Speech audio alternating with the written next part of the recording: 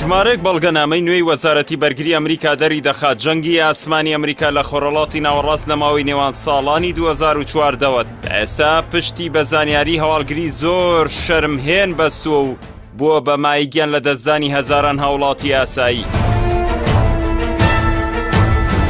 ڕۆژنامەی نیویۆرک تایمز بڵاوی کردەوە بەڵگەنامەکان دەری دەخەن کە تەنها بەڵێندان بۆ شەفافیەت و لێپرسینەوە بواری بۆ شاردنەوە و ڕزگاربوون لە سزا و لێپرسینەوە خۆش کردووە.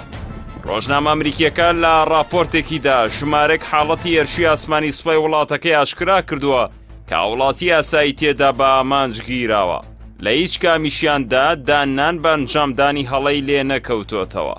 هەر لەو میانەیەدا نیویۆرک تایمز باز لە هێرشێک دەکات کە 120 گوندنشینی گوندی توخاری باکووری شاری منبەجی سووریای تێدا کوژراوە و لە کاتی هێرشەکەدا وا ڕاگەندرا کە گربوونەوەیەکی چەکدارانی داعش بە ئامانج گیراوە.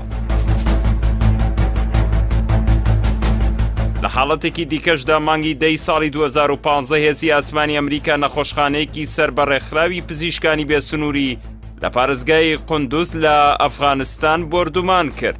بەو هۆیەوە زیاتر لە 40 کەس کوژران کە ژمارەیەکیان پزیشک و کارمەندی ڕێکخراوە جیهانیەکە بوون.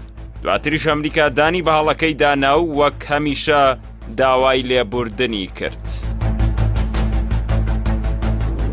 لە نمونەی هێرشێکی دیکەی بێ سەروبەرەدا کە مانگی 11 2015 لە شاری ڕوومادی باشووری خۆراوەی عێراق بەڕێوە چووە، هێرشەکە منداڵێکی تێدا کوژراکە و کادوا ڕاگەندرا هێرشەکە بۆ سەر چەکدارانی داعش بووە. لە کۆتاییەکانی مانگی هەشتی ئەم ساڵی شێزی ئاسمانی ئەمریکا لە کابوڵی پایتەختی ئەفغانستان ئۆتۆمبیلێکی بردومان کرد بە پاساوی ئەوەی بۆمبی هەڵگرتووە. بەو هۆیەوە 10 ئەندامی یەک خێزانی تێدا کوژرا. دواتر ئەمریکا لەو بانگەشەی پاشگەز بۆ و ئەو ڕووداوەی وەک هەڵەیەکی هەواڵگری ناوبرد. لە پرسی زیانی گیانی وڵاتیانی مەدەنی لە هێرشە ئاسمانیەکانی ئەمریکا لە نێوان ساڵانی 2014 تا ئێستا نیویۆرک تایمز بڵاوی کردوتەوە. ئەو بەڵگەنامانەی لەم دواییانەدا دەستی کەوتون کە زیاتر لە 1300 راپۆر لە خۆ دەگرن. هەموو ئەو بانگەشانەی حکوومەتی ئەمریکا پوش دەکەنەوە کە باز لە بەڕێوەچوونی جەنگی بۆمبی بە دیقەت و ئامانجدار دەکەن. ڕۆژنامەکە نووسیوێتی لە کۆی نیوەی ئەو بەڵگەنامانەدا نە هیچ سەرپێچیەک و نە هیچ سزادانێکیش تۆمار نەکراوە. بەمبەست و بە شێوەیەکی بەرچاوی ژمارەی قوربانیانی مەدەنی هێرشەکان کەم کراونەتەوە.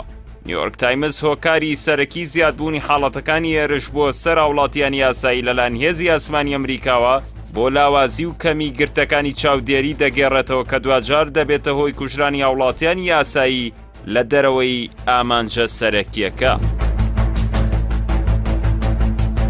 جگە لەو هاوڵاتیانەی بۆی هێرشەکانی ئەمریکاوە گیانیان لە دەستداوە زۆرێکیش لەوانی بریندار بوون و گوایە ڕزگاریان بووە تووشی کەمەندامیەکی قورس بوون کە چارەسەریان خەرجێکی زۆری دەوێت کەمتر لە 12 حاڵەتی لەو شێوەیەشیان قەرەبوو کراونەتەوە. لە وەڵامی پرسیاری ڕۆژنامەکە لەبارەی ئەو هێرشانی هێزی ئاسمانی ئەمریکاوە بۆ سەر هاوڵاتیان کاپتن بیل ئۆربان وتەبێژی فەرماندەیی ناوەندی ئەمریکا ڕایگەیاند هەڵە شتێکە و ڕوو دەدات تەنانەت ئەگەر باشترین تەکنەلۆجیاشت هەبێت. لە کۆتاییدا بەپێی زانیاریەکانی نێو ڕۆژنامەی نیویۆرک تایمز سوپای ئەمریکا تەنها لە ماوەی 5 ساڵدا 50,000 گورزی ئاسمانی لە ئەفغانستان و عێراق و سووریا وەشاندووە.